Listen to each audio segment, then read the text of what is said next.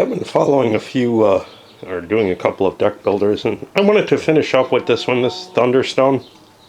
It's kind of fitting to do so. I've got a bunch of expansions, just a couple of boxes for them, but all these rules, I basically was able to pick them all up used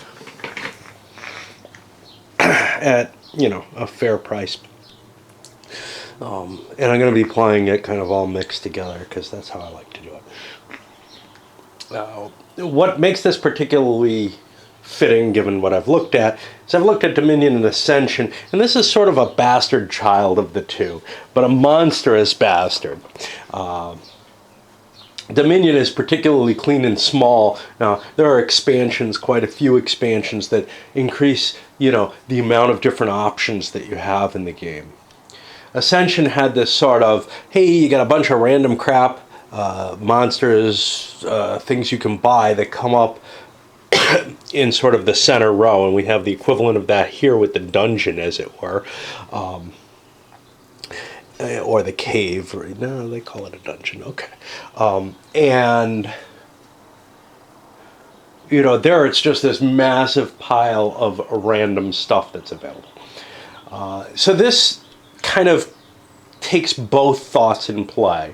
It takes Dominion's, hey, here's a random, or you could do chosen, set of cards that I can buy that help improve my deck. And we'll see them come out. Like in both of the games, you have a sort of base set of cards that are available in every game. And in this case, they're going to be these militia, daggers, iron rations, and torches. And then you have this set of actually two different types of things you can buy. There are heroes. You're going to have 4 heroes available to you. And these are all potentially randomized. There's a set of random heroes, a deck here. And when we get to the actual playing, I'll actually show a little bit. Well, I don't know if I want to show too much, but basically what you do is you shuffle up one of these decks and you pull a critter at random, or a type at random. The heroes are a little different from most things. The other thing that you have that's random that you're capable of purchasing is the villagers. The villagers are generally just a stack of cards that have a special ability, a cost, and you're buying them, throwing them in your deck like other deck builders, and then when they come back around, you get to use their ability. The heroes are a little different, and there's this concept, there's a concept of heroes carrying weapons, going into the dungeon, hunting monsters, which are also going to be from a random selection. You have a deck of monsters, and you shuffle them up. Now, each deck of monsters consists of a bunch of things that are similar, but not necessarily very many of them are the same. And they're going to form another deck. So you select 3 different types of random monsters. You could make it more. The game's pretty long with 3, and probably you wouldn't want to make it much shorter just for play balance reasons. Those 3 decks are shuffled together. There's a possibility there might be more stuff with the expansions. There's things like traps and treasures and some kind of special critters that can show up in addition to the monsters. And those just lengthen the game, but they're actually shuffled into the monsters deck. And there's other decks here like settings and dungeon features that can be triggered from the monster deck and add additional layers to it. And again, you could select and design a particular game or draft for one or whatever if you want it. So the heroes are kind of like the monsters. They're going to come, let me see if I can find one. I think my heroes are all over here. No, my heroes are over here. All right, so here's the wood folk. So if you drew the card for the wood folk, this would be available. And you have this set of heroes, and they're going to come in 3 different levels, sometimes 4, a couple of cases 2, at least one case that's actually a villager card that is a hero. And the deck is stacked with the lowest level on the top, and you're going to be able to buy it. The purchase cost on all the cards is right here. That's just going to be a gold purchase cost. You have other things on the cards that are of importance. This is an XP increment. So heroes are kind of cool in that you're going to be able to expend experience that you get from killing things in order to upgrade your heroes to the next level.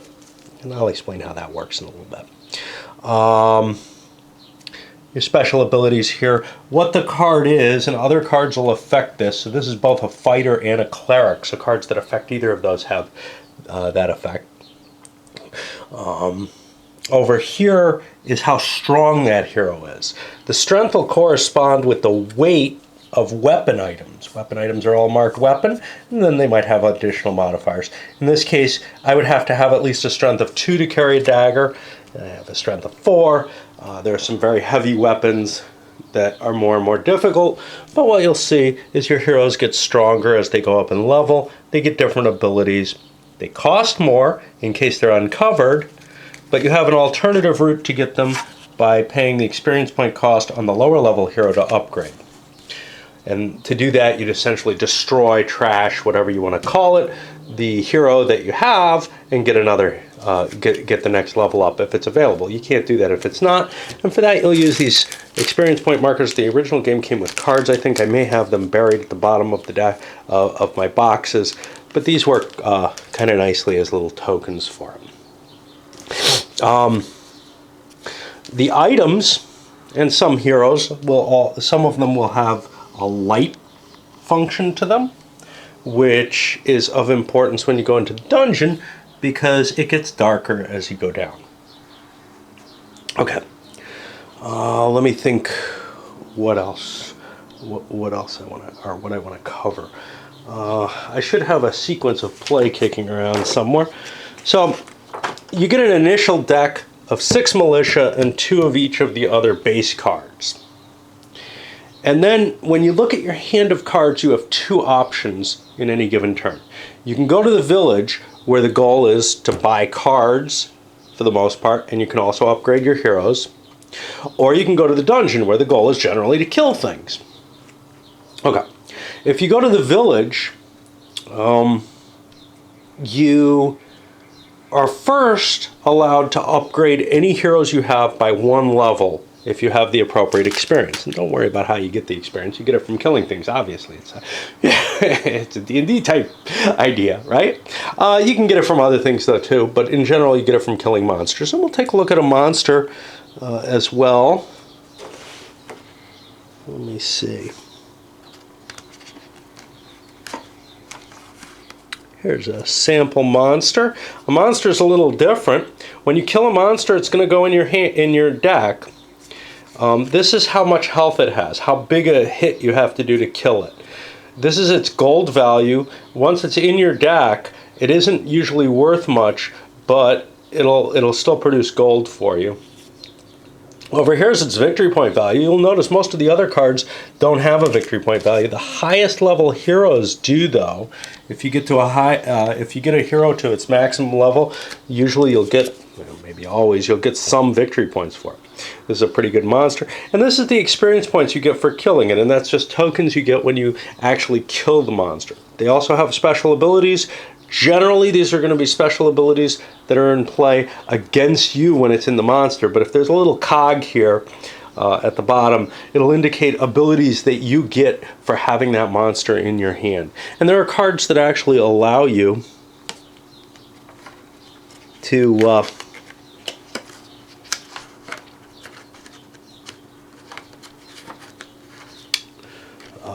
use monsters in your hand for other purposes. Like you might be able to score for combat value or extra gold for them or something. And we'll see what kind of random selection we can get. As you can see, there are a lot of different cards in each category, so you have a humongous amount of variation in the game. Of course, if you had all the Dominion expansions, which I don't, you would also have that. I don't get really that feeling with Ascension because it's just this massive random deck. With this, you're going to have 8 village cards, 4 heroes, and 3 monsters in general in the game, and 1 Thunderstone. Anyway, at the beginning when you set up the monsters, the bottom 10 cards of the monsters are going to include a Thunderstone. And the Thunderstone sort of ends the game, and we'll explain how that happens in a bit. Okay, anyway, you go to the village, you're allowed to do as many upgrades as you like of heroes, but no more than one level on each hero, because what happens is you discard the hero that you have from your hand. Well, you destroy it, you put it up here, and you take the other level, the next level up that you can pay for with experience, and you throw it into your discard pile, where it'll get recycled into your deck later on, and you'll have a more powerful hero. Sometimes they lose abilities as they go up in level, though. Sometimes their abilities change. Overall, they're getting more powerful, but sometimes there's kind of cool stuff that they can do at lower levels that they can't do at higher levels. Some will have light, some will have gold of the heroes. Likewise, some items will produce light, some will have gold. Special kind of item is a weapon, which I'll explain a little bit more as we get into the dungeon, but basically each hero can carry one weapon if he has the strength for it, which actually pretty much covers it. The other thing you can do is you can buy one item. And what you do is you sum up all the gold that you have in your hand, and you can purchase an item using its purchase cost as long as it is less than or equal to that gold. And you throw that into your discard pile, you throw the rest of your hand into your discard pile, you draw a new hand. Very much like Dominion there. Here's where it gets different though, when you get up here. So the monsters, there's going to be a big deck of them. Like I said, the bottom 11 cards include one Thunderstone. The ranks of the dungeon get filled up by monsters. You draw them from the top of the deck. And those monsters have some special abilities. For example, one of the special abilities is if something lands here, it's called a breach ability, it immediately affects people. There's this slot for guardians. There's a special type of creature called guardians that'll come out of the dungeon and start ravaging throughout the town. The breach is somewhat a lesser version of that came out earlier. You'll have some monsters that affect other monsters, etc. There's a lot of interactive effects, and you've got to kind of be aware of everything that's on the board here in order to understand what's going on in the dungeon and figure out if you can kill things or what's happening to you or what risks there are. But, you know, obviously, like any deck builder, you kind of have to understand all the interactions between the village cards that are available to buy, too, to figure out how well your deck can work. Okay. So, if you choose to go to the dungeon instead of going to the village, you take your hand, you play all your cards immediately. And that's important because it's possible for you to get these disease cards, which are going to affect your capacity in the dungeon in a negative fashion. Some of them are special. Those came out in expansions. They have additional abilities, but most of them are just, hey, your attack ability goes down by 1.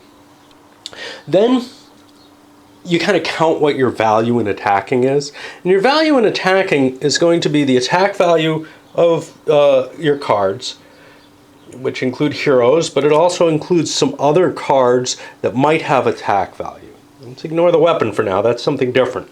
Weapons have their own special rules, but some other cards will just give you bonus attack, like spells will give you additional magical attack, which just all adds up to a single value. You may give each hero a weapon if he can carry it. Carrying it is indicated by the strength versus the weight. Strength is over on the hero, weight is on the weapon. There might be cards that can carry 2 weapons. Something like Iron Rations could increase your strength. No, that's strength, that's not your attack ability. But that allows you to carry a bigger weapon. Okay, so that gives you sort of your combat capability. You add up all the attack values that you have under the restrictions of no more than 1 weapon per hero and such not. And then you look for a monster that you want to kill. Well, if you're out here, there's no penalties. But each rank in the dungeon, and nothing's out here except if there's a Guardian card in the game, which is unlikely. So there's something called a light penalty. And the deeper you are in the dungeon, the more the light penalty goes. It's 1 here, 2 here, 3 here. Double the, and that continues out in case the dungeon goes deeper, which it can do. The penalty for the light penalty is minus an attack value equal to twice the light penalty. But you can cancel out the light penalty. So a torch has one light, and that'll remove one light penalty. So I could, if I had a single torch, I could attack into this area without taking that light penalty. And that just gets factored into your attack. Many of the monsters have special abilities. Some of them are dungeon abilities, which affect you as soon as you declare you're going to attack that monster. Some of them have battle abilities, which take effect during the course of the battle. So, for example, if something had a dungeon ability that said kill a militia, your militia would die when you engaged, and you wouldn't get to fight with that militia, nor with the weapon he's carrying. If, on the other hand, it was a battle ability, you'd get your strength a chance to kill the monster, but you would take the penalty during the battle, or at the end of the battle, if you wish to call it that. Like I said, when you kill a monster, it generally goes into your discard pile, starts cluttering up your deck. It might have some special abilities that it gives you. It might also give you light. Some monsters, like dryads and stuff, if you can break them up and turn them into torches. They may have a gold value, which you can use in the village. Let me think what else. They'll give you experience points for killing it.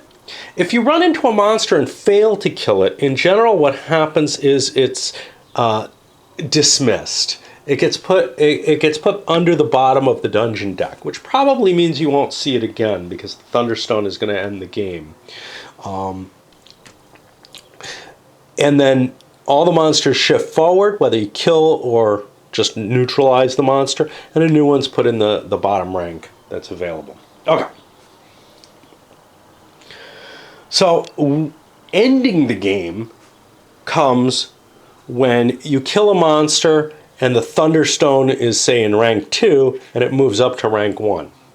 Or if you fight that monster and don't kill it and discard it to the bottom of the deck, the Thunderstone moves up. Either case will end the game immediately. If you killed the monster, you get the Thunderstone as a bonus. If you just dismiss the monster, the Thunderstone falls out and nobody gets it. The Thunderstone's not worth a whole hell of a lot of victory points. Generally, the core one is worth 1. This is one that we won't be using in this game that I have due to me for the next game that I'm playing with my wife. It's only worth 1 victory point, but it has a light. But it has no gold value. Usually they have some gold. Sometimes they have a special ability. Usually the light or the special ability or the gold is pretty damn useless unless you're playing some kind of campaign. My wife and I are playing kind of an ad hoc type of thing. Whoever won the last game, if they won the Thunderstone, they get the Thunderstone in their deck, which isn't necessarily a big advantage. We were playing one where we were playing until we got, all the Thunderstones. We went through all of them. So we were starting out with a collection of Thunderstones in your deck. Well, that kind of clutters up your deck because the Thunderstones don't have a lot of combat ability. They're not that great in terms of purchasability. So they're kind of like a dead monster in your deck and not a terribly valuable one. So they don't give you a huge boost at the beginning of the game.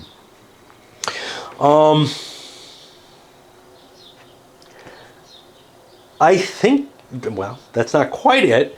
At the end, when the game ends, you count up all your victory points. And basically, you just look at all your cards that have a victory point value on them, and you add that together. Highest value wins. There may be some tiebreakers, I don't remember. Never gotten to that point, I don't think. A few extra things. There's some counters here that some critters, I know centaurs are one of them, cause you to have effects that take place at the beginning of your next turn. I'm going to just load this up as it is, as a quick explanation. There's probably better ones over on Board Game Geek. If you won't be seeing this there. I pulled another ban. Last time I pulled a ban, it was for 2 weeks, and I knew the next one would be for a month. So I withheld my videos for a month and withheld doing anything to do with them for a month. This one is for a month, and I was very clearly told the next one's for a year if I mention my site, the Game Box. Again, over there, so fuck them. um, I'm going to take the same policy. I am done for the same length of time as my next considered ban, which means, as far as I'm concerned, I don't think I'm posting any more videos nor supporting them over there. I do have some lists over there I'll be supporting. I may or may not list games or put up games that I've videoed, but I certainly will be removing games as I do them once I have the right to delete my shit again.